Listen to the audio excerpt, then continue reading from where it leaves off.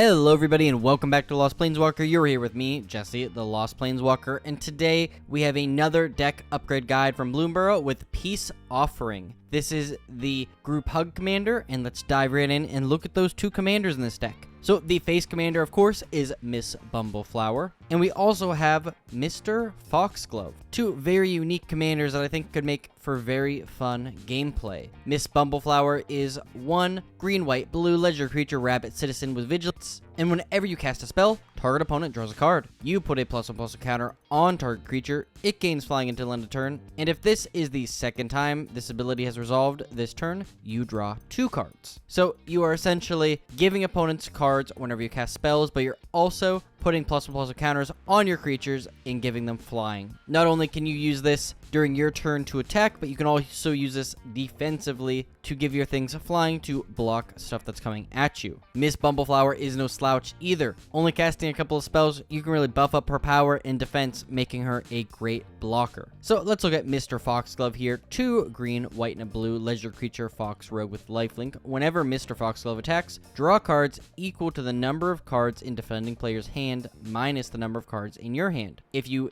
didn't draw cards this way, you may put a creature card from your hand onto the battlefield. So Mr. Foxglove provides 2 very powerful strategies you can build around. 1, drawing a ton of cards based on the number of cards in your hand, and 2, putting creatures into play for free. I think Mr. Foxglove is going to need a little bit more help here because it's not an end like Mrs. Bumbleflower is. He's going to need to attack in order for you to get this ability going, so you want to make sure that you can either get him through or provide some other incentive to keep him from not being killed. So this Precon upgrade guide is going to revolve around us looking at some new cards and some cards I think you should add. Notably here, I think that this deck is pretty solid out of the box. It seems very fun. There might be 1 or 2 cards I would consider cutting, but I think it would be a better use of our time just talk about some additional cards to add to this deck. So looking at those brand new cards here, we have Bloodroot Apothecary, Communal Brewing, and Fisher's Talent. So, Bloodroot Apothecary is quite interesting creature, Squirrel Druid with Toxic 2. When Bloodroot Apothecary enters, you and target opponent create a treasure token, and whenever an opponent sacks a non-creature token, that player gets 2 poison counters. Devastating. This shuts down so many decks that revolve around artifact treasure tokens, meaning if they sack 5 of them during the course of the entire game and this is out there, they just lose the game. This card is going for around $9 right now, and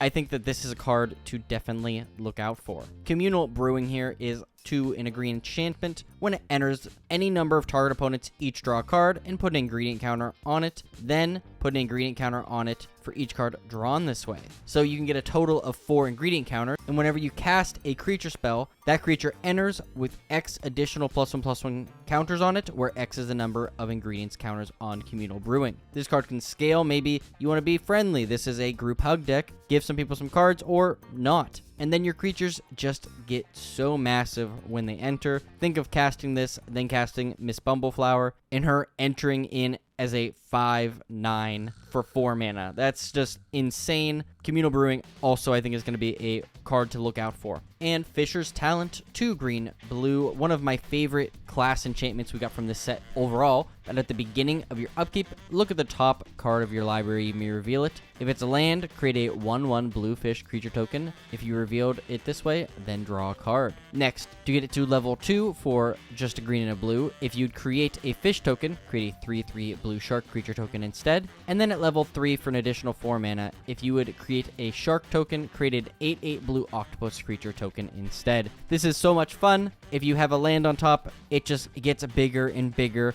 the more you put into this class. Although I'm kind of happy with this already, being quite fun enchantment that's going to make you a creature and draw you additional cards. So very neat. So the next 3 new cards we have here is Octomancer, Perch Protection, and Steel Burr Champion. Octomancer, Frog Druid, one of my favorite creatures. You gift an octopus, so that means you can gift somebody an 8/8 blue octopus creature token, but his ability is at the beginning of each end step, create a token that's a copy of target creature token that entered the battlefield this turn. So not only on your turn when you play this, if you gifted that octopus, you also receive one, but each other turn, if somebody's playing a creature token deck, you can just get one of the tokens they created every turn, which could get wild because some of those creature token decks have some very fun strategies. Perch Protection, 4 white instant, gift an extra turn, which is probably one of the most insane gifts we can get here, but create 4 2/2 blue bird creature tokens with flying. If a gift was promised, all permanents you control phase out, and until your next turn, your life total can't change,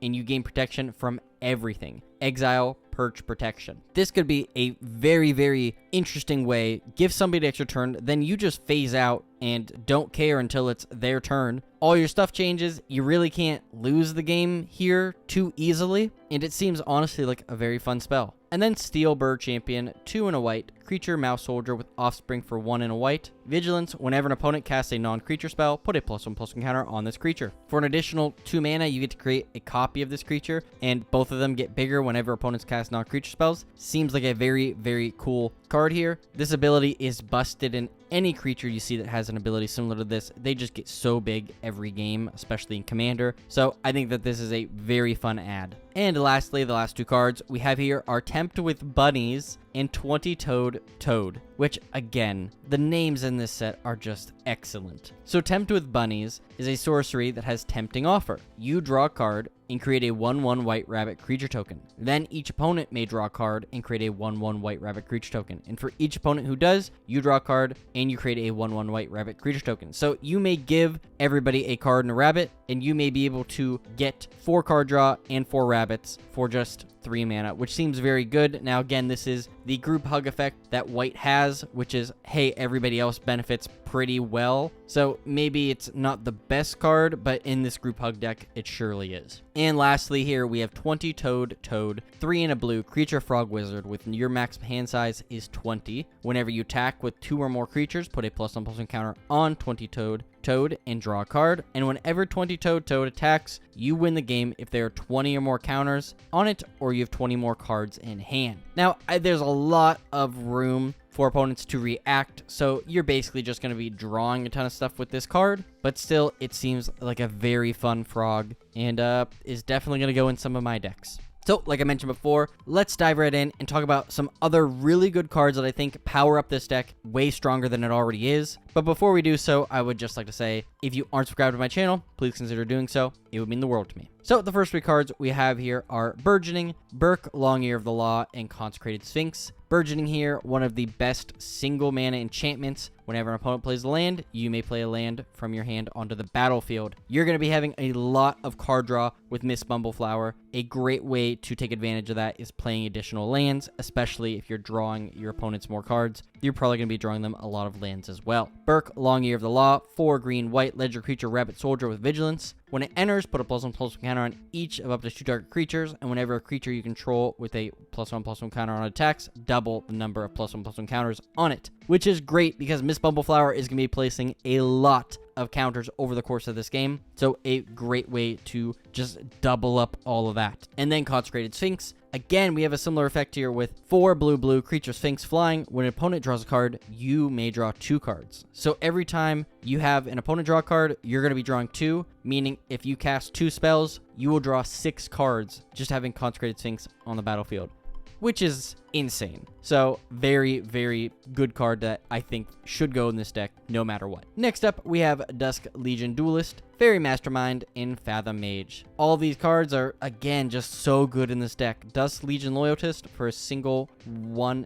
and a white creature, Vampire Soldier, Vigilance. Whenever 1 or more +1/+1 counters are put on it, draw a card. This triggers only once each turn, so not the best, but you're at least going to get 1 card draw every turn, whether it's yours or your opponent's. Fairy Mastermind, 1 and a blue, creature fairy rogue, flash flying. When an opponent draws their second card each turn, you draw a card. Perfect. Whenever we play spells on our opponent's turns, we're just going to be drawing additional cards with Fairy Mastermind and Miss Bumbleflower on the battlefield. And finally, Fathom Mage, 2 green-blue, creature human wizard with Evolve. Whenever a +1/+1 counter is put on Fathom Mage, you may draw a card. Miss Bumbleflower will put a counter on, we'll draw a card. We can continue this process as much as we want. In addition, if we just play a card with bigger toughness or power, we get to draw cards as well based on how Evolve triggers. So the next 3 cards here we have is Glunch the Bestower, Growth Spiral, and Kami of Whispered Hopes. Glunch the Bestower, another group hug commander. For 1 green and a white, legendary creature jellyfish with flying, and at the beginning of your end step, choose a player, put 2 +1/+1 counters on a creature they control, choose a second player to draw a card, then choose a third player to create 2 treasure tokens. Whatever you need, Glunch can help provide. Growth Spiral, staple instant. For a green and a blue, instant draw a card. You may put a land from your hand onto the battlefield. Then Kami of Whispered Hopes works exceptionally well in here because if you would place a +1/+1 counter, put an additional one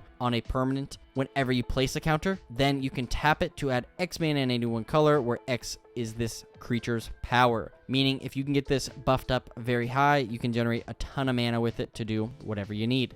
Next up here, we have Kroos, Defense Contractor, Master of Ceremonies, and Ozolith, the Shattered Spire. Kroos is 1 green, white, and blue legendary creature cat advisor with at the beginning of your upkeep, put a shield counter on target creature an opponent controls. Whenever you put 1 or more counters on a creature you don't control, tap that creature and goad it. It gains trample until the end of your next turn. What a great way to be able to affect the board. You're going to be giving them shield counters, giving it trample, so you're not going to be dealing damage. Your opponents might have to remove that creature or it might kill them. This is a great strategic card, and I think it's very fun in this deck. Master of Ceremonies, also from New Capenna, 3 and a white, creature, rhino, druid with at the beginning of your upkeep, each opponent chooses money, friends, or secrets. For each player who chose money, you and that player create a treasure. For each player who chose friend, you and the player create a 1/1 green and white citizen, and for each player who chose secrets, you and that player each draw a card. Again, another group hug way to just draw you a ton of resources while also giving your opponents resources, making them less likely to want to deal with you. Then Ozolith, the Shattered Spire, 1 and a green legendary artifact. Again, we got the same clause that Kami has. If you would place a +1/+1 counter, put an additional one on whatever you're doing instead. For 1 and a green, tap it, put a +1/+1 counter on target artifact or creature, activate only as a sorcery, and if you don't need this at all, just cycle it for 2 mana. And the last 3 cards here is Psychic Possession, Teferi's Ageless Insight, and Wave Goodbye. Psychic Possession, a very cool card from Dissension, one of the original Ravnica sets. 2 blue, enchantment aura, enchant opponent, skip your draw step. Whenever an opponent draws a card, you may draw a card. So you can purposely put this on an opponent that you are picking with Miss Bumbleflower, so when they draw, you draw,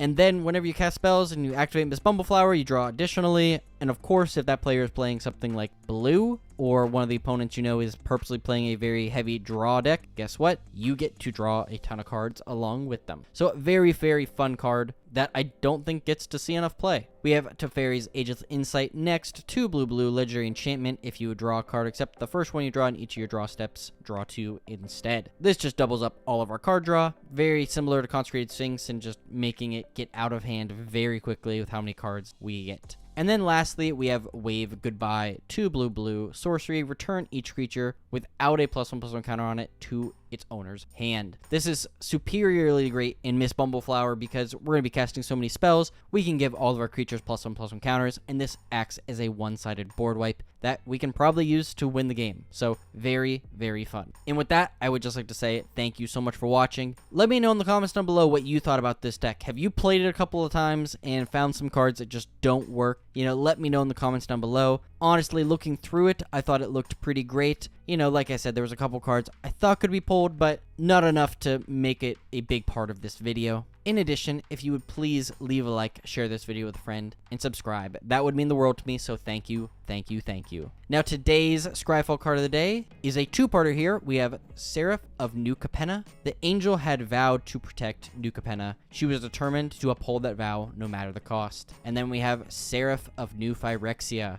With her halo reserves exhausted, she began to change, and she made a new promise to bless New Capenna with glistening perfection. Thank you so much for watching, and as always, I'll see you later, Planeswalkers.